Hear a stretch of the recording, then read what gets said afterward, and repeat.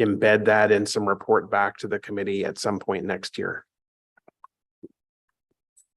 Yes, thank you, Chair. We could certainly report back to the committee either through our annual report process, or if the committee so wishes, we could provide an update, biannually and let you know how it's going. Your hand? Okay, go ahead, Councillor Devine. Thank you, Chair. I just want to follow up on Councillor Johnson's line of questioning about the accessible taxi use. And please understand, I applaud the creativity of this initiative. You're thinking outside the box at a time when the parameters and restrictions that the province is imposing, and the hospital system is imposing upon us, is causing a lot of challenges. But just on the issue of accessible taxis, from what I understood you were saying there, is that within this pilot, there would always be a requirement that an accessible taxi would be available. I'm not sure if that was suggesting that there'd be a priority of using an accessible taxi, no matter what the call was. But I know that I was recently at the graduation ceremony of a new class of accessible taxi drivers. And in talking to Coventry, it was quite clear just how scarce our accessible taxi fleet is and just how in demand it is. And so, again, while I support and applaud the initiative, just to kind of, in the same spirit that Councillor Brockington was asking questions to make sure that we are not creating new issues through this. So I'm not sure if this is a question to the chief or a question to bylaw in general. Is this initiative here, with its use of accessible taxis, is that going to be competing against the other needs of the system at large, or has one hand spoken to the other in how there might be overlap there? We haven't finalized the discussion or the negotiations with the taxi company, but they are very much an advocate, Chair, for the use of accessible, because it fits the service that they're already providing.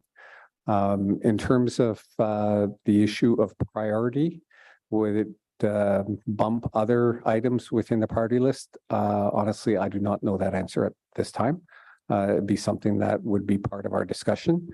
But I think it's an important piece that we do provide the accessible service. And just to put it in context, once again, we're looking at a very narrow number of, less 3 to 5 a day, of which, if we had an accessible request, I suspect that might be if once a week, just to put that in context of the numbers we're looking at. All right, thank you, Chair. Thank you, Councillor. Councillor Dudas. Thank you, Chair. I just really quickly wanted to chime in. I'm very interested to see how this pilot goes. There's a strong demand for it. I think it was a couple of years ago that I actually did an overnight shift with a paramedic team, just so I can get a bit of a firsthand experience about what they go through. And I remember there was about 3 calls that night, and it was a busy night where we were called out to situations where, I'm no health expert, but these folks could have easily hopped in a cab and gotten to the hospital. The offloading would have been much quicker. They would have gotten the help they needed. And the paramedics on site recognized that, but they were in a situation where they were required to load them into the ambulance and tie up the resources and then wait with them at the hospitals for a period of time. So I think that this is an outside of the box way of looking at this. I think that there's certainly a need for an alternative to get folks the help they need urgently and to get them to hospitals when they require to do so. I'm interested to see how this pans out and if this frees up our paramedics to get to the essential calls they need to be at. So thank you for this, and I look forward to seeing what the outcome of this pilot will be. Thank you, Councillor. I think, before waiting for the 2024 annual report to come out at some point in 2025, I work with the GM and chief, and we'll figure out a way next year at some point to provide a maybe a semi-annual update on this particular item. Just, I like when there are new initiatives that we get an update sooner rather than later to see how things are going and provide input if necessary. But I think the comments and questions today have been very helpful and useful. And thank you to you both for the overview today. So seeing no other hands, we will move on with the rest of our agenda, which is not much left. So thank you to you both. Item 8, notices of motion. Are there any notices? Seeing none. Any inquiries? Seeing none. Any other business? Seeing none. Before we adjourn, I'll just let you know our next meeting of this committee is scheduled for December 1st.